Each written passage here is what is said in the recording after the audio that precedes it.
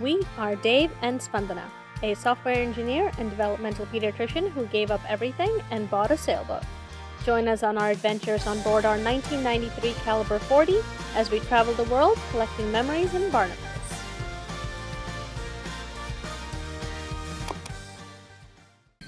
Well, that is the sunrise. It is about 6 a.m. and it is going to be another beautiful sunny day here in Georgia, and it is going to hit about 101 officially. Don't know what it's going to hit unofficially. The feels like is usually about a solid 10 degrees higher than that. So we've really got only a couple of hours to get as much work done as possible, and this has kind of been our schedule. Is we come here and we get a bunch of work done in the morning, and then we run away back to the hotel room, rest, cool down, and then either do chores and returns and exchanges of mistakes that we made and things that we purchased that we didn't need to purchase or purchased the wrong thing in the afternoon. And then we tend to come back in the evening around 5-ish and try to stay till sunset, but usually it's about a solid 2 hours of work before the bugs come in force, and so we have to run away back to the hotel for the day. So we have to get started today. But Georgia, you got some beautiful, beautiful sunrises and sunsets, though, I have to say. I look forward to seeing them from the water soon. Soon! Let's go.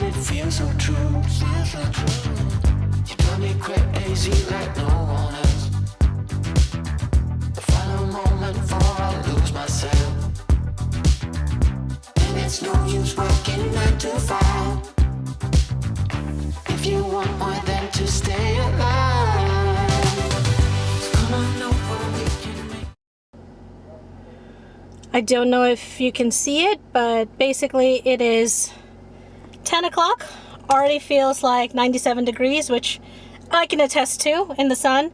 In the shade, it's not so bad. There's a little bit of a breeze, but it is still insane. So we are going to stop for the morning and pick it right back up in the evening once it drops under 95 feel, maybe 92. Short but exhaustive days here in Georgia.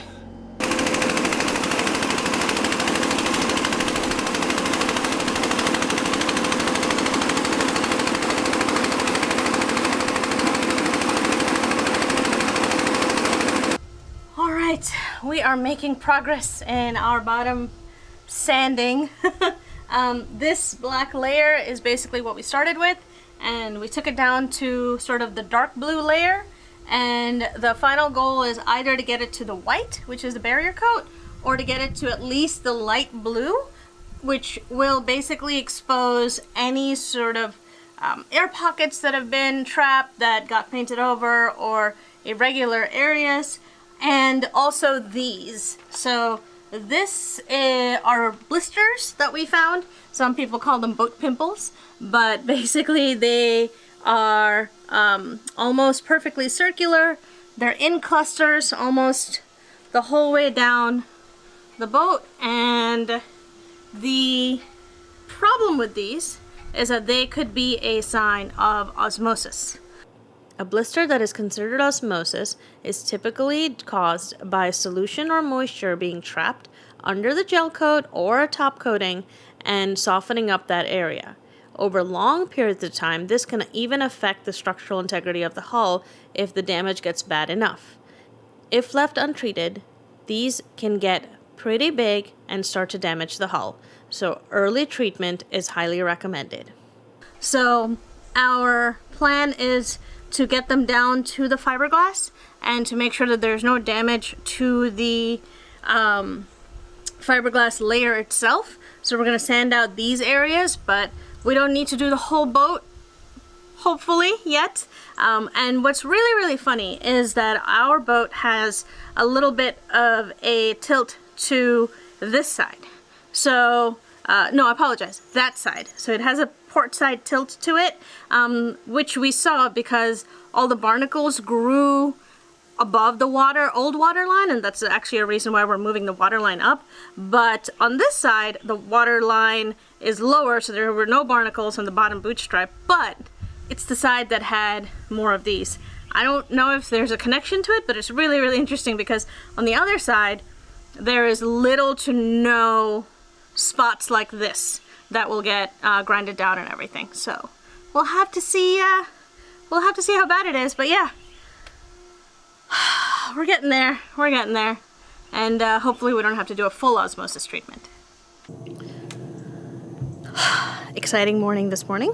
So we have made a lot of really good progress with the sanding, but we are finding that the entire starboard side has quite a bit of the starry sky of blisters, and so we've been doing a lot of research, and the consensus, if you can call that in the marine world, is that actually sanding is not the best way to get down to these things, especially when we have as many as we do.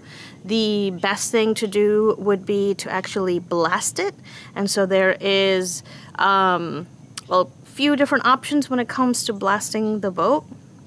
Abrasive blasting, also sometimes known as sandblasting, is when you take an abrasive substance like sand and you put it through a high pressure system onto a surface, either to remove substances like paint or to change the texture of that surface.